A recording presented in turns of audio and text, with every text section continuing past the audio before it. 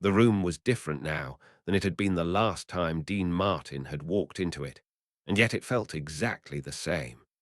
Smoke still curled lazily toward the ceiling, thick with the scent of whiskey and money.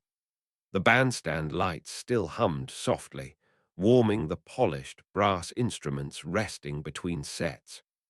Laughter still moved in waves from table to table, the easy laughter of men who believed nothing in the world could truly touch them.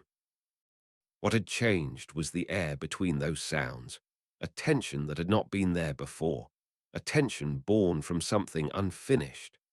Word had spread quietly after the night before about how Dean had left early, how his eyes had gone distant when a certain name was spoken, how a joke had landed wrong and stayed in the room like a bad note that refused to fade. No one said it out loud, but everyone felt it. Tonight was not just another night of music. Tonight was a reckoning waiting to choose its moment.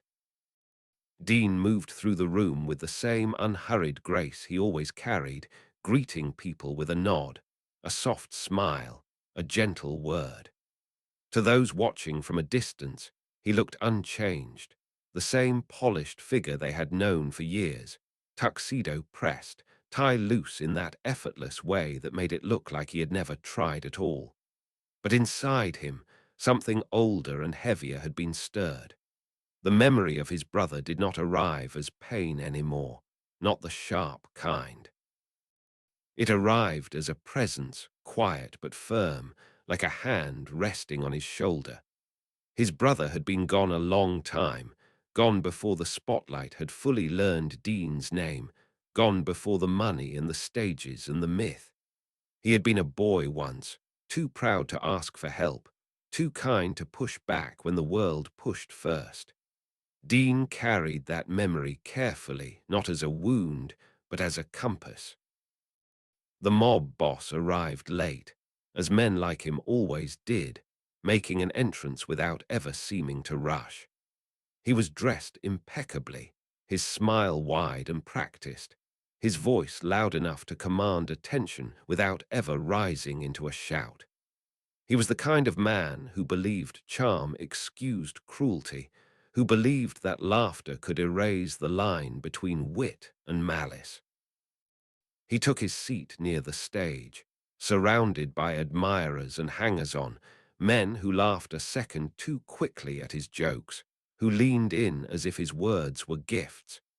He raised his glass when he saw Dean, offering a toast that looked friendly enough to anyone who did not know better.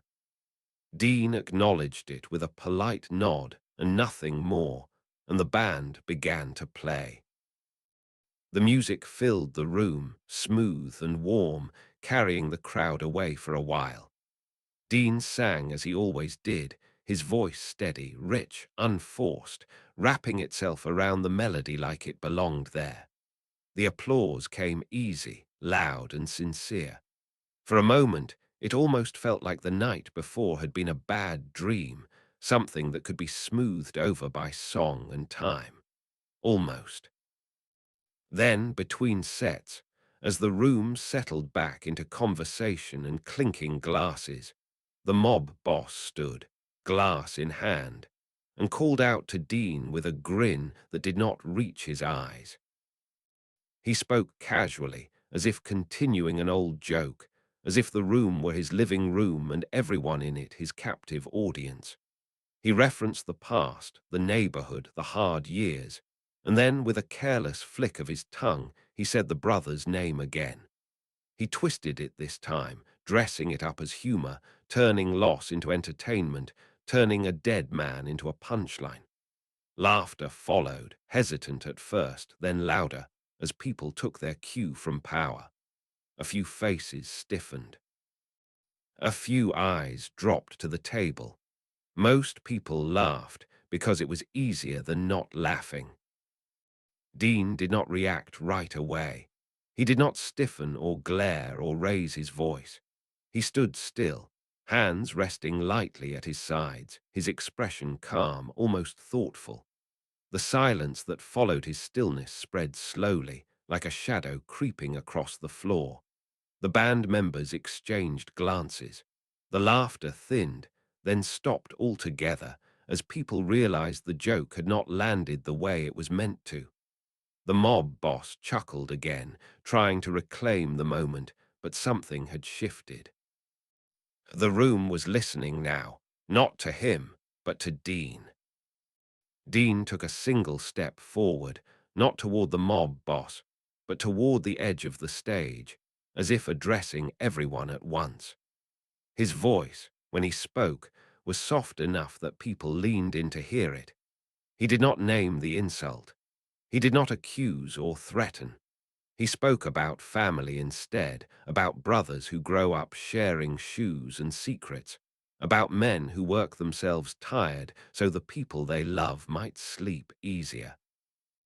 He spoke about respect, not as a demand, but as a choice, one that reveals more about the speaker than the subject. His words were simple, unadorned, the kind of words that sound obvious until you realize how rarely they are honored. Then he turned his gaze to the mob boss, not with anger, but with a steady clarity that was somehow worse. He said that his brother had lived an honest life, that he had never needed to be the loudest man in the room to be the strongest, that his name deserved quiet, not laughter. He paused then, letting the silence do the rest of the work. In that pause, something remarkable happened. The mob boss, a man used to controlling rooms with noise and fear, found himself without either. No one laughed. No one spoke. Even his own table sat frozen, eyes flicking between him and Dean, uncertain which way the wind was blowing now. The turning point came not with a speech, but with a single sentence delivered gently, almost kindly. Dean said that jokes reveal who we are when we think no one will stop us, and that tonight he was stopping it. That was all. No raised voice, no threat, just a boundary drawn so clearly it could not be ignored. He nodded once, as if to say the matter was settled, and stepped back. The mob boss tried to laugh it off, to reclaim his authority with bravado, but the sound fell flat. His smile wavered. He lifted his glass again, then thought better of it. Around him, the room had changed allegiance without ever meaning to. Respect had shifted, not because of fear, but because of dignity. The power he relied on suddenly felt small, exposed by the quiet strength standing across from him. After a long moment, he lowered his glass and sat down. He did not apologize, but he did not speak again either. For a man like him, silence was defeat enough. The band resumed, softly at first, easing the room back into motion. Dean returned to the microphone and sang again, his voice carrying something deeper now, something earned. People listened differently. Some had tears in their eyes, surprised by them. Others sat straighter, as if reminded of something they had almost forgotten about themselves. When the set ended, the applause was not just loud, it was reverent. Later, as the night thinned and the crowd drifted away, Dean remained behind for a moment, standing alone near the stage. The room was quieter now, stripped of its bravado, its smoke hanging thin and pale in the light. He thought of his brother again, not with sadness, but with a sense of completion. The injustice had been named without ever being shouted. Dignity had been restored without a single blow. In a world that often mistook cruelty for strength, he had offered a different definition and watched it hold. As he finally turned to leave, a few people approached him, offering thanks they did not quite know how to phrase. Dean accepted them with the same calm grace he had shown all night. Outside, the city waited, restless and indifferent, but for those who had been in that room, something had shifted. They had seen how quiet authority could disarm cruelty, how respect could reclaim space without violence. How one man's calm response could remind everyone else of the line between humor and harm. And long after the music faded, that silence, heavy and meaningful, stayed with them, doing the work that only dignity ever can. In the aftermath of that silence, the kind of silence that does not end when people leave the room, but follows them home and settles into their thoughts. The club emptied slowly that night, not with the usual loud confidence of men who believed they owned the world, but with subdued footsteps and lowered voices, as if everyone sensed they had witnessed something that should not be rushed past. Dean Martin remained behind longer than usual, not out of hesitation, but out of habit, the habit of a man who understood that moments like these needed to breathe. He stood near the edge of the stage, the lights dimmed now, the instruments resting like witnesses who had done their duty. What had happened had not been dramatic in the way newspapers liked, but it had been decisive, and that made it dangerous in a quieter way. By the next afternoon, the story had already changed shape as it moved through the city. Some versions softened the insult, others exaggerated it, but every retelling agreed on one thing. Dean Martin had not raised his voice, and somehow that had made the most powerful man in the room look small. That kind of story travels fast in places where power depends on fear and reputation. Dean understood this better than most. He had grown up knowing how words could cut deeper than fists, how a single sentence could redraw invisible lines.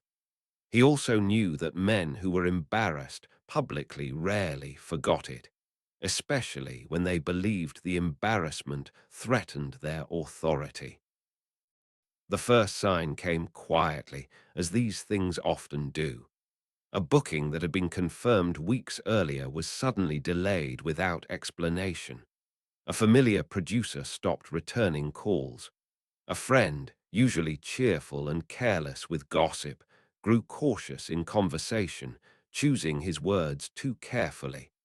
None of it was overt, nothing that could be pointed to as proof, but the pattern was unmistakable.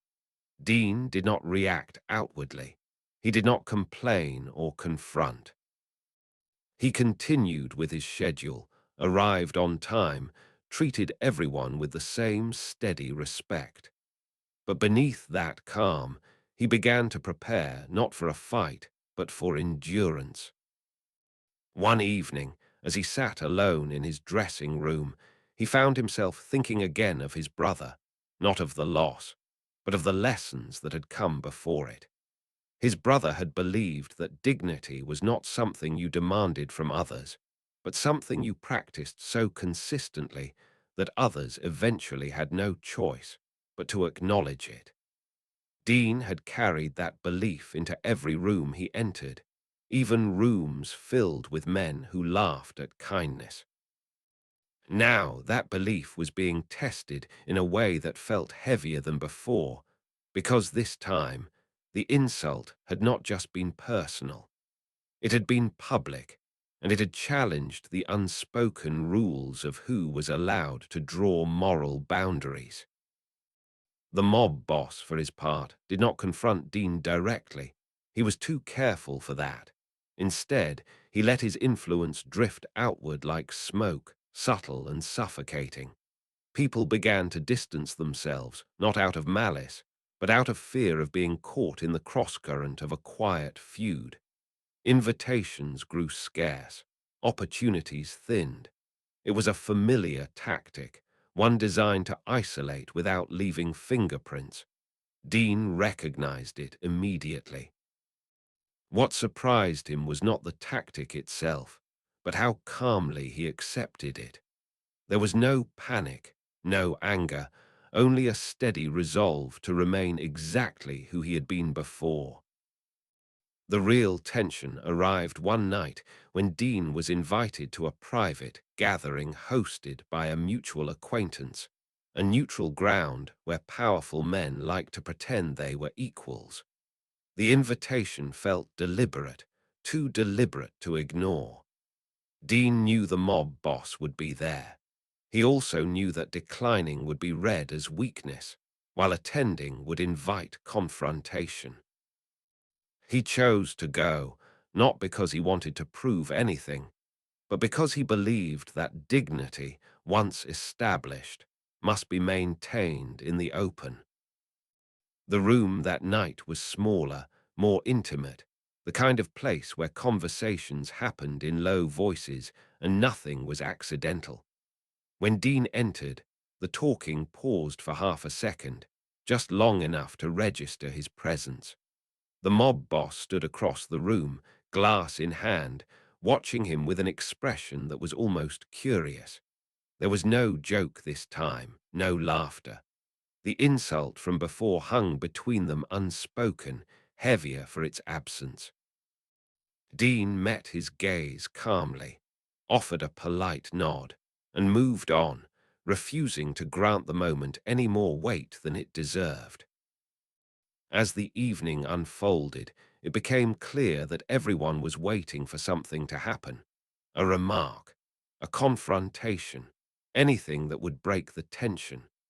Dean spoke little, listened more, and when he did speak, his words were measured and generous. He spoke about work, about music, about the simple discipline of showing up prepared. Slowly, the room began to relax, not because the threat had vanished, but because Dean's composure made it feel irrelevant. The mob boss tried once, late in the evening, to reassert himself with a comment edged just enough to provoke. Dean responded with a mild correction, factual and unembellished, delivered without a trace of sarcasm. The effect was immediate. The comment lost its edge. The room exhaled. That was the turning point of part two, not a single dramatic exchange, but the realization spreading quietly through the room that intimidation only worked when it was met with fear. Dean was offering none. By the end of the night, conversations flowed more freely around him. People who had avoided him earlier found reasons to stand nearby to include him. The mob boss, sensing the shift, withdrew into silence once more, his power blunted not by resistance, but by irrelevance. As Dean left that gathering, stepping out into the cool night air, he understood that the struggle was not over. Power rarely yields after one defeat, but he also knew something else now, something deeper and steadier. He did not need to win loudly. He only needed to remain consistent.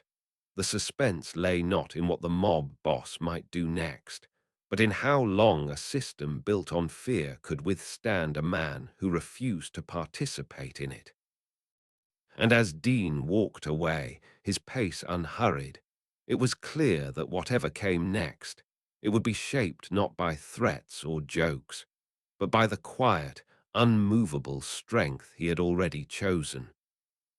The city beginning to push back in ways that were harder to see and far more dangerous to ignore. Dean Martin felt it before anyone said a word, the way a seasoned performer feels a room cool before the applause stops. It showed up in the smallest disruptions, the kind designed to make a man doubt his footing. A venue suddenly needed renovations. A sponsor quietly withdrew support without explanation. A columnist who once praised Dean's restraint began to frame his silence as weakness, his dignity as calculation. None of it was loud. None of it was direct. But together it formed a tightening circle, and everyone inside Hollywood's quiet power structure understood what it meant. Someone wanted Dean reminded of his place. What unsettled people most was not that pressure was being applied, but that Dean did not react the way men were expected to react. He did not complain in private or posture in public. He did not seek allies in desperation or offer concessions to smooth things over. He continued to arrive exactly as he always had, impeccably prepared, unfailingly courteous, and completely unwilling to trade dignity for convenience. To some, this was admirable. To others, especially those invested in control, it was infuriating. Calm, when it cannot be shaken, becomes a kind of defiance. Behind closed doors, the mob boss began to escalate, not with threats, but with reminders. Mutual friends delivered carefully phrased warnings disguised as concern. They spoke of how fragile careers could be, how reputations were built on cooperation, how unnecessary conflict had ruined better men than Dean. The message was clear without ever being spoken plainly. Dean listened to these warnings with the same quiet attention he gave everything else. He thanked them for their honesty. He made no promises. When they left, they carried with them a strange discomfort, the feeling that they had just tried to intimidate someone who did not feel intimidated at all. The emotional weight of it settled heaviest in the evenings, when the lights dimmed and the applause faded into memory. Alone in his home, Dean found himself revisiting moments from earlier in his life, long before fame had offered him insulation. He remembered watching his brother absorb insults with a forced smile, choosing silence not because he lacked strength, but because he believed restraint was a form of self-respect. Back then, Dean had wondered if silence was surrender. Now, years later, he understood the difference. Silence chosen freely was not surrender, it was control. The suspense sharpened when Dean received an invitation that felt less like an honor and more like a test. A televised charity gala, high profile, widely watched. The kind of event where every gesture was scrutinized and every word could be replayed endlessly. The mob boss was listed as one of the major donors, his name prominent, unavoidable. Declining the invitation would be interpreted as fear. Accepting it meant stepping into a spotlight rigged for humiliation. Dean accepted without hesitation, knowing that whatever happened, there would not stay contained within that room.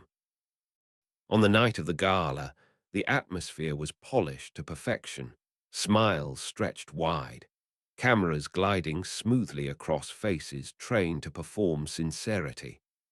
Dean arrived calm and composed, his presence immediately drawing attention, not because he demanded it, but because people sensed the tension gathering around him. The mob boss arrived later, surrounded by handlers and admirers, his confidence restored by the belief that this setting favored him. Cameras loved boldness, after all, and he had built his life on performing power. The moment came during a live exchange meant to appear spontaneous, a brief conversation staged for warmth and generosity. The mob boss leaned in with a smile that seemed friendly enough to the audience at home, then slipped in a comment that only those close enough could hear clearly. It was subtle, a reference to family, to loss, wrapped in false sympathy and edged with mockery. He expected a reaction this time, a flinch, a tightening of the jaw. Anything that could be framed as weakness or guilt under the glare of the cameras. Dean did not give him that. He turned slightly, meeting the mob boss's eyes with an expression that held neither anger nor forgiveness, only clarity. When he spoke, he did so into the microphone, his voice even, his tone gentle enough to pass broadcast standards, but precise enough to land exactly where it needed to. He spoke about why the charity existed, about honoring lives through action rather than words, about how true respect shows itself in what we protect, not what we exploit for attention. He never named the insult. He never mentioned his brother. He did not need to. The implications settled heavily, unmistakable. The room shifted in real time. The mob boss's smile froze, his attempt at control dissolving under the realization that he had been exposed without accusation. The audience applauded, not wildly, but sincerely, sensing they had just witnessed something authentic in a space built on performance. The cameras lingered on Dean, capturing the calm authority of a man who had refused to be reduced to a reaction. In the days that followed, the narrative changed in a way no one had predicted. Commentators spoke less about conflict and more about character. The quiet restraint that had once been framed as passivity was now described as strength. Invitations returned. Support reappeared. The pressure did not vanish entirely, but it fractured, weakened by the realization that intimidation had failed to provoke its desired outcome.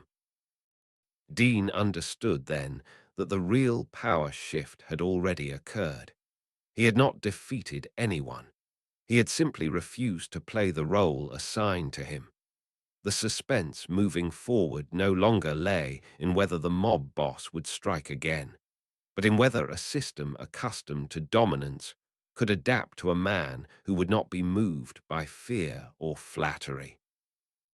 And as Dean stepped back into his work, steady and unshaken, it became clear that whatever final confrontation awaited, it would be decided not by noise or force, but by the enduring weight of quiet integrity. A shift that no one could quite explain, only feel. The pressure that had once moved invisibly through whispers and cancellations began to harden into something colder and more deliberate. Dean Martin sensed it in the way rooms fell quiet when he entered, not out of admiration this time, but calculation. People were no longer deciding whether to stand with him. They were deciding how much standing near him might cost. The mob boss had learned that humiliation would not work, that intimidation lost its edge when met with calm, so he turned to the oldest weapon of all, isolation. Not exile, not confrontation, but the slow attempt to make a man feel alone in a crowded world. The injustice deepened quietly. A young bandleader Dean had mentored for years was suddenly removed from a prime slot with no explanation. A charity tied loosely to Dean's name found its permits delayed, then questioned, then quietly shelved. None of it could be traced directly. That was the cruelty of it. The damage was designed to ripple outward, to punish not just Dean, but anyone who drew strength from him. It was meant to force a choice, loyalty or survival. Dean saw the pattern clearly, and for the first time since this conflict began, the weight of it pressed hard against his chest. Late one night, unable to sleep, Dean sat alone with the lights low, the city humming beyond his window. He thought of his brother again, but this time the memory came with regret. Not regret for what had been said in that club, but for what his brother had endured silently, for how often the world had mistaken decency for weakness. Dean realized then that this fight was no longer about personal dignity. It had become about responsibility. If he stayed silent now, others would continue to pay the price for a cruelty that thrived in shadows. The opportunity arrived unexpectedly, disguised as routine. Dean was asked to headline a nationally broadcast anniversary special, a celebration of American music, history, and legacy. The kind of program that reached into homes that had never stepped foot inside a smoky club or a private gala. The mob boss's influence loomed here too, woven into sponsorships and production decisions. but not tightly enough to control everything. Dean understood immediately what this meant. This was not just a stage, it was a crossroads. Rehearsals were tense. Conversations stopped when Dean approached. Smiles felt rehearsed rather than sincere. Somewhere behind the scenes, pressure was being applied. Suggestions floated that Dean stick strictly to music, that he avoid personal remarks, that controversy had no place in celebration. Dean listened politely, nodded, and made no promises. His calm unsettled them more than defiance ever could. On the night of the broadcast, the studio glowed with polished nostalgia. The audience applauded warmly as Dean walked on stage, unaware of the invisible battle that had shaped this moment.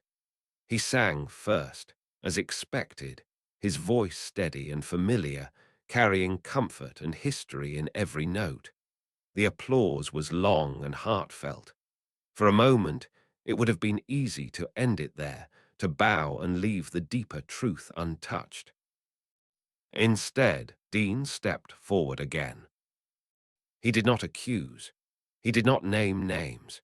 He spoke about respect in the language of memory, about the men and women who built lives quietly, who carried families through hardship without applause, whose names were never meant to be jokes or leverage. He spoke about how easy it was to confuse power with volume, fear with authority, cruelty with humor. His tone remained gentle, but the words landed with unmistakable weight. He spoke of his brother, not as a victim, but as a man worthy of dignity, and in doing so, he spoke for every person who had ever been diminished for someone else's amusement. The studio fell silent in a way that could not be edited out. Cameras captured faces shifting from polite smiles to reflection, to discomfort, to understanding. Somewhere off stage, the mob boss watched as something slipped beyond his reach. Dean had taken the conflict out of private rooms and placed it where intimidation could not easily follow. He had changed the terms without raising his voice. The aftermath was immediate and irreversible. Letters poured in, not from power brokers or sponsors, but from ordinary people who recognized themselves in Dean's restraint and courage. Public sentiment shifted decisively. The quiet punishments began to lose their effectiveness as scrutiny replaced fear. People started asking questions, the kind that made subtle cruelty harder to hide. Dean did not celebrate this change. He did not capitalize on it. He returned to his work with the same composure he had always shown. But the suspense now hung heavy over the man who had started this. The mob boss had lost control of the narrative, and men like him did not forgive that easily. Something final was coming. The injustice had been exposed. The silence had been broken. And in that fragile space between dignity reclaimed and retaliation threatened, Dean stood steady, knowing that the last test would demand not louder words, but deeper resolve. The realization that exposure does not end a threat, it transforms it. The public sympathy that gathered around Dean Martin after the broadcast did not soften the mob boss's resolve, it sharpened it. Power that thrives in darkness grows desperate when forced into the light, and desperation is far more dangerous than arrogance. Dean felt the shift almost immediately, not as fear, but as pressure that no longer pretended to be subtle. The city seemed to hold its breath, as if waiting to see whether dignity could truly withstand retaliation when the stakes were no longer abstract. The retaliation did not come through violence or spectacle. It came through distortion. Rumors surfaced, carefully planted and gently repeated, never loud enough to demand verification, but persistent enough to suggest doubt. Stories questioning Dean's intentions, his past, his motivations began to circulate in circles that mattered. Nothing overtly false, nothing provably defamatory, just enough implication to muddy the water. The injustice deepened not because lies were told, but because truth was deliberately blurred. Dean recognized the strategy instantly. This was not about destroying him outright. It was about exhausting him, about turning clarity into confusion until people stopped looking closely. What made it unbearable for those watching was that Dean refused to defend himself publicly. He issued no statements, granted no interviews to correct the narrative. To some, this seemed foolish, to others reckless. But Dean understood something most did not. When a man speaks constantly in his own defense, he becomes part of the noise. When he remains still, the noise eventually reveals its own emptiness. His silence was not avoidance, it was discipline. Behind that discipline, however, the weight grew heavier. People close to Dean felt it most. Friends worried aloud. Younger performers sought reassurance, uncertain whether aligning themselves with him would cost them their futures. Dean listened to their concerns without judgment, offering them freedom rather than pressure. He told them that loyalty given under fear was not loyalty at all, and that they owed him nothing. This choice, perhaps more than any speech he had given, revealed the depth of his moral authority. He would not save himself by sacrificing others. The suspense reached a new height when Dean received a private request for a meeting. No intermediaries, no threats, just an invitation delivered with careful neutrality. The mob boss wanted to talk, alone. The message was framed as reconciliation, an opportunity to settle matters quietly, like reasonable men. Anyone familiar with power understood what it really was. This was the final test. Refuse, and the rumors would intensify. Accept, and the confrontation would move into a space where leverage had always favored the one who believed intimidation was inevitable. Dean accepted without hesitation. The meeting took place in a quiet restaurant closed for the night, the kind of place where conversations echoed too clearly and every word mattered. The mob boss arrived first, seated comfortably, his confidence restored by the belief that this was his terrain. When Dean entered, he did not pause, did not scan the room, did not acknowledge the unspoken tension. He took his seat calmly, as if this were an ordinary conversation between equals. That alone unsettled the man across from him. The mob boss spoke first, his tone smooth, almost conciliatory. He spoke of misunderstandings, of how things had gotten out of hand, of how unnecessary it all was. Then, gradually, the mask slipped. He spoke of influence, of consequences, of how fragile public favor could be.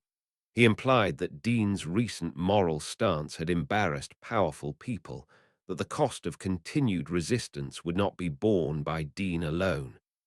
The threat was there, wrapped in civility, delivered with practiced ease. Dean listened without interruption. When the mob boss finished, Dean did not respond immediately. He took a moment, allowing the silence to stretch just long enough to strip the words of their momentum. When he finally spoke, his voice was calm, almost reflective. He said that he understood power, that he had lived near it long enough to recognize its patterns. He said that fear could compel silence, but it could never command respect. Then came the decisive moment, the quiet turning of the blade. Dean told him that the rumors no longer mattered, that the pressure no longer mattered, that the moment he had spoken publicly about dignity, the story had stopped being about control and started being about choice. He said that he would continue to behave exactly as he always had, with respect and restraint, regardless of what was said or done to him. And then he delivered the sentence that changed everything.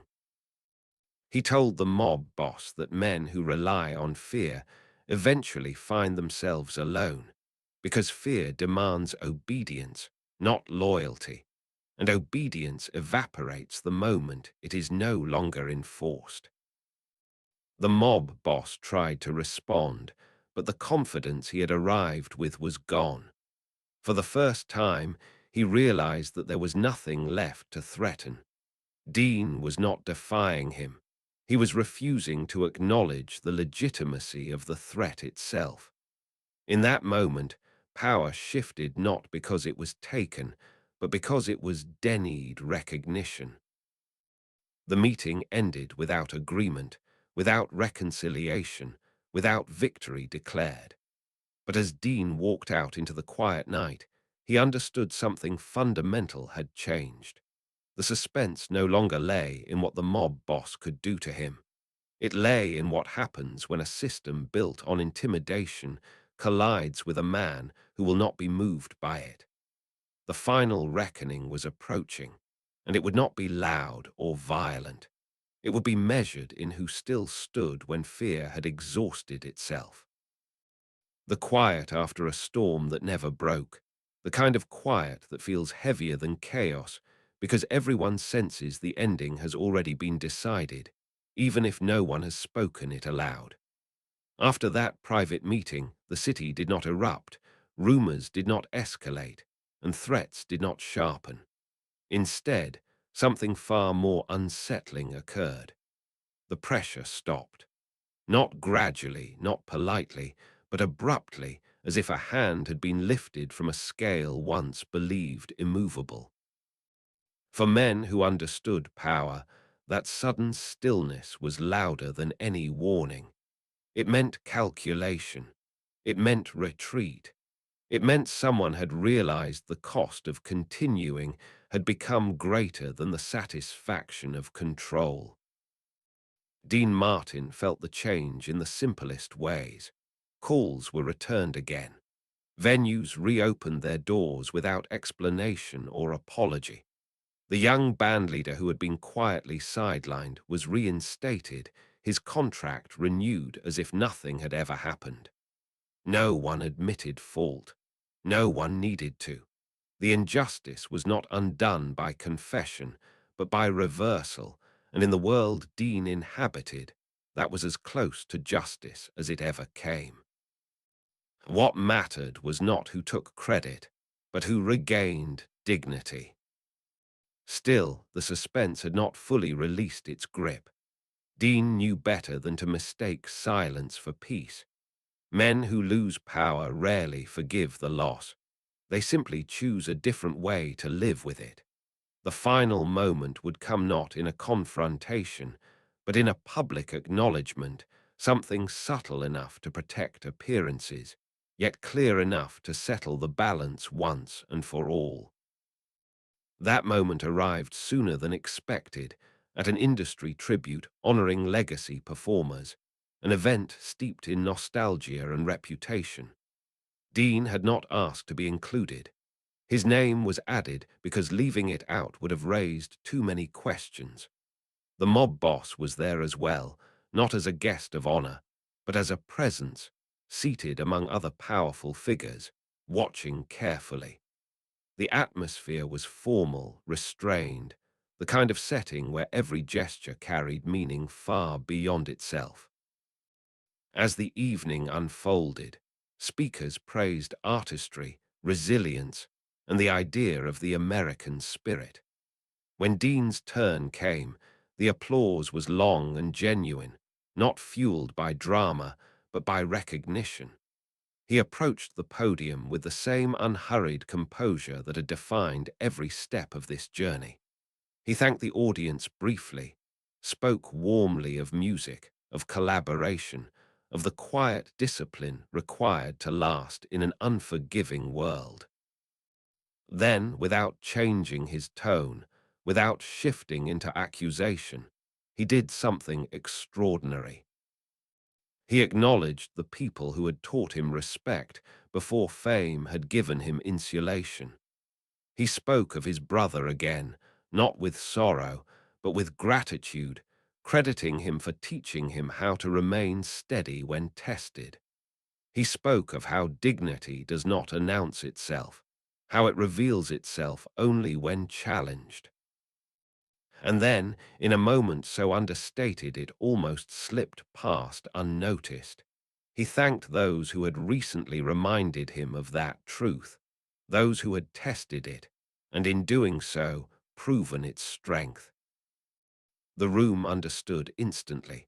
Heads turned, eyes flicked briefly toward the mob boss. There was no mockery in Dean's words, no triumph. There was only closure. The mob boss did not smile. He did not clap immediately.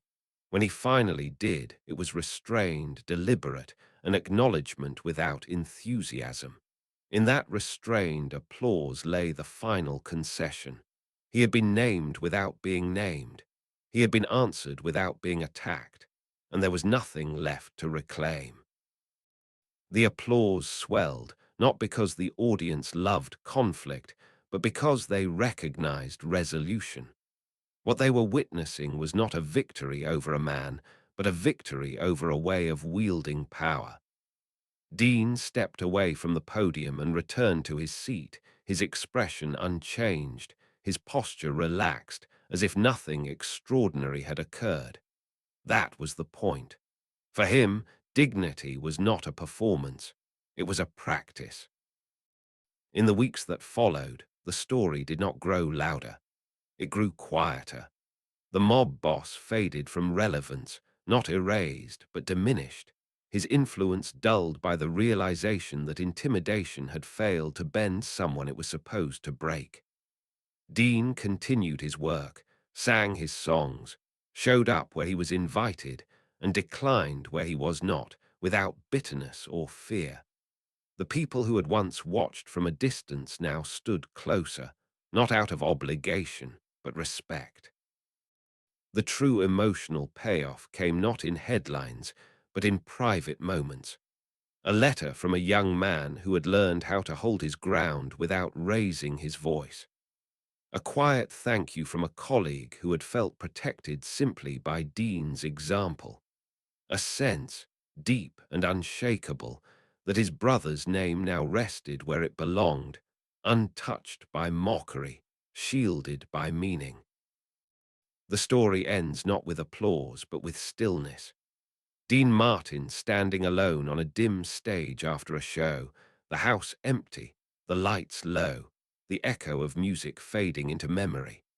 He pauses for a moment, breathing in the quiet, then turns and walks away, unhurried, undefeated, having proven that the most powerful response to cruelty is not anger, not violence, not noise, but a calm, unbreakable refusal to surrender one's dignity.